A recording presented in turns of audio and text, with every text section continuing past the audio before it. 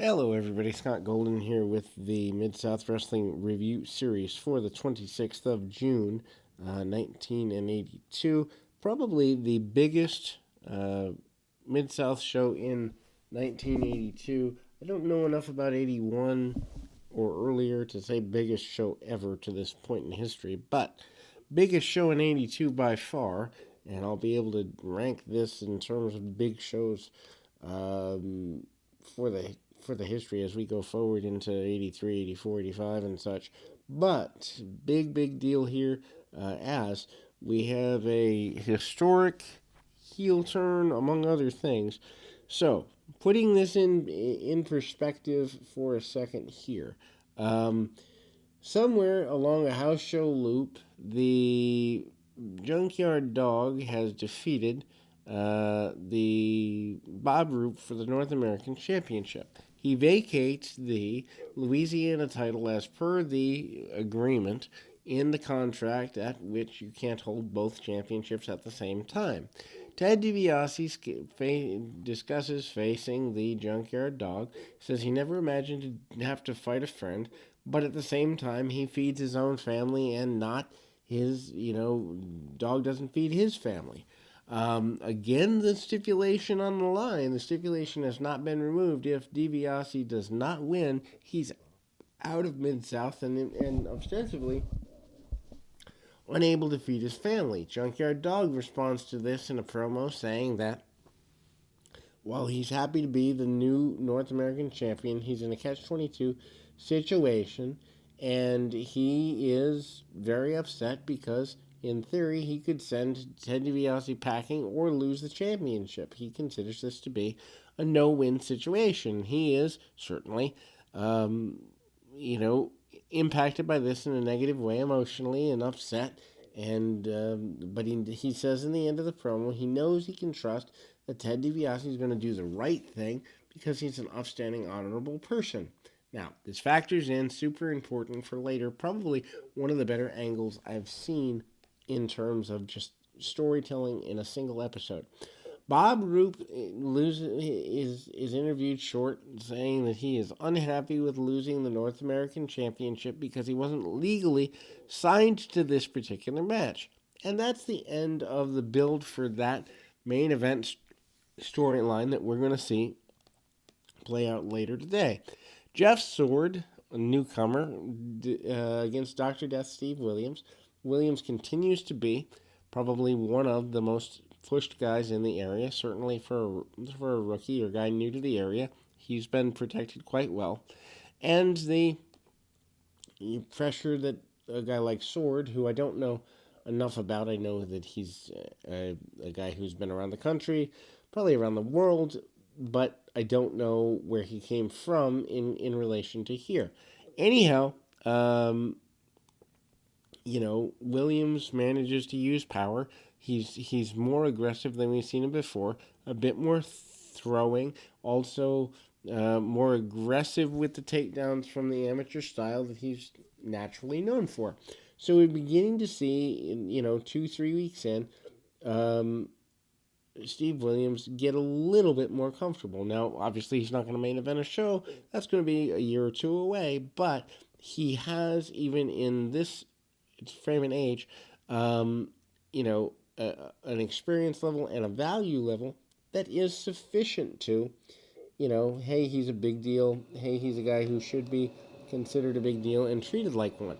The reason this is important is because WWE and various other independent companies do not treat new debuting talent on TV like stars, and they should. If you're gonna make someone a star, protect them from the beginning. Anyway, big back body drop followed by a chop block followed by the power slam. I find it ironic, and I don't know what's coming for 83 and beyond, but I find it ironic that the Junkyard Dog uses a power slam, and now Williams using an Oklahoma Stampede / power slam like maneuver. I imagine this plays into the future, although I don't know.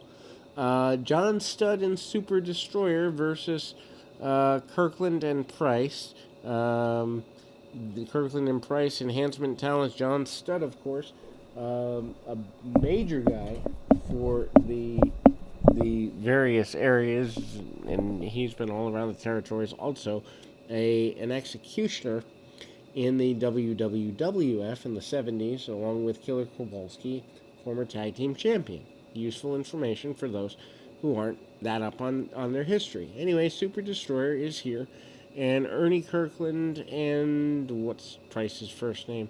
David Price, who I believe ran. No, that's Greg Price. Never mind. I was going to say I believe he ran some useful shows and the like, but that is not the case. Anyway, so again, Destroyer gets down and does some headlock takeover stuff, and then the into the knee of Stud. Stud still stepping over the top rope like he would years later in his iconic WWF run, the run that most people know him for. Big tackle and, big body slam by John Studd. John Studd at this point, probably more athletic. I mean, he wasn't ever really a super athlete, but more athletic here than he wound up being earlier. I believe I've seen some mid-Atlantic footage of Studs as well.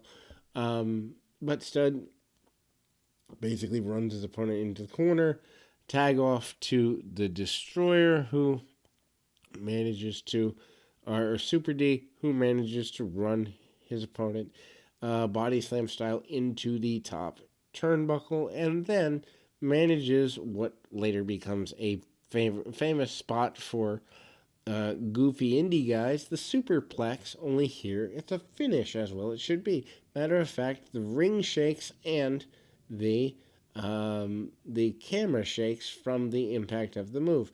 Now, not a full finish. John Studd comes back in, but he only comes back in for a backbreaker type maneuver that gets a submission. Point being, the superplex is the second to last spot.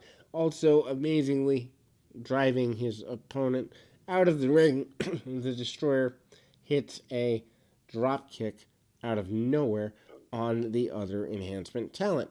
Now, the Junkyard Dog and Ted DiBiase North American Championship match, as mentioned, the biggest thing, at least to this point in the year, in Mid-South. DiBiase acknowledges the fans.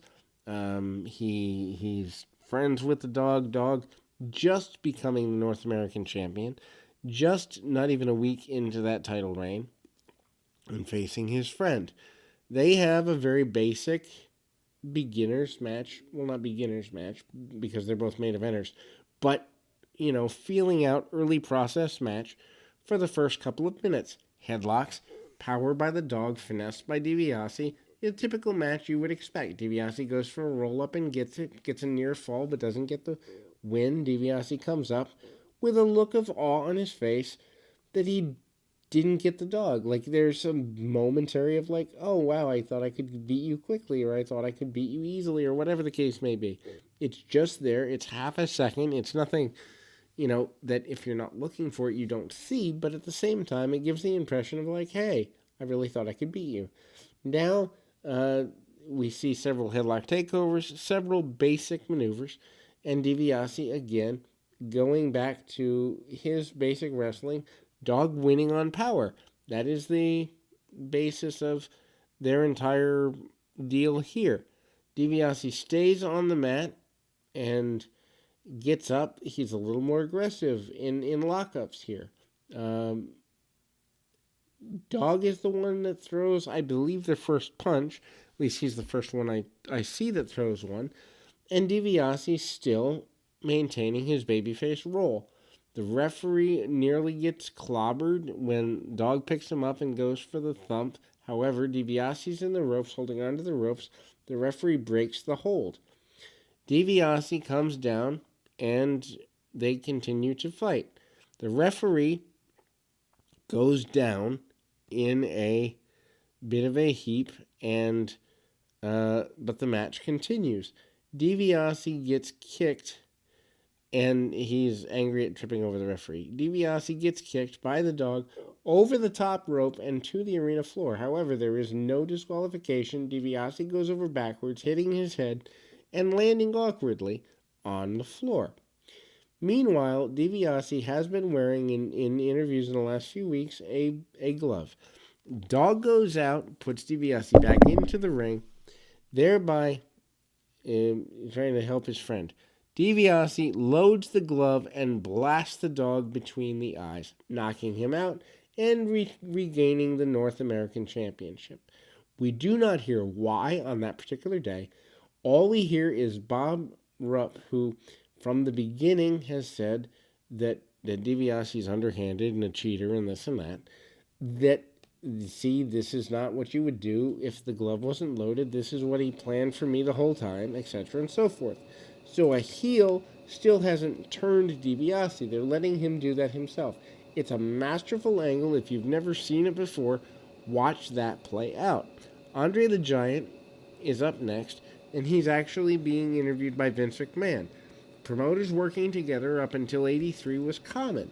Andre had been put out of action in the previous months by Killer Khan. Khan is coming to the Mid-South area, and Andre, I believe, is coming through to do the stadium show in November or something like that, Superdome, and may wrestle Khan here. But in order to get Khan over, even if Andre doesn't come through, Andre is endorsing Khan as dangerous, but he's going to come back. You've done two things. You've made a new heel look like $1,000,000, and you have endorsed that when a traveling attraction in Andre comes through in a few months or whenever he does, that he wants to get revenge on a guy who is a heel in your area.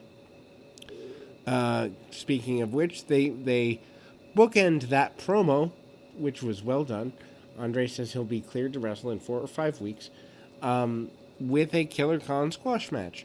The match itself is nondescript. However, if you've just seen Andre and Andre talking about Khan, then you see Khan, you link mentally those two guys together as someone you want to see fight if you haven't seen it already.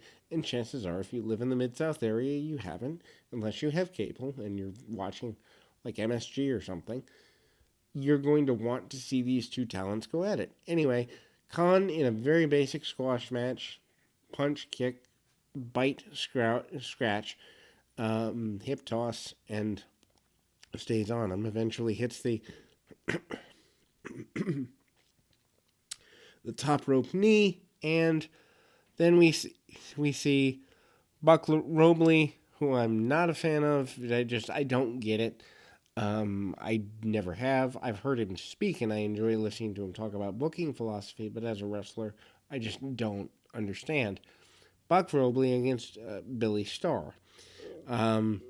Robley is wearing just regular pants and a t-shirt. Looks like he reminds me of Necro Butcher. Like that's what I'm thinking of when I look at this guy. Anyway, a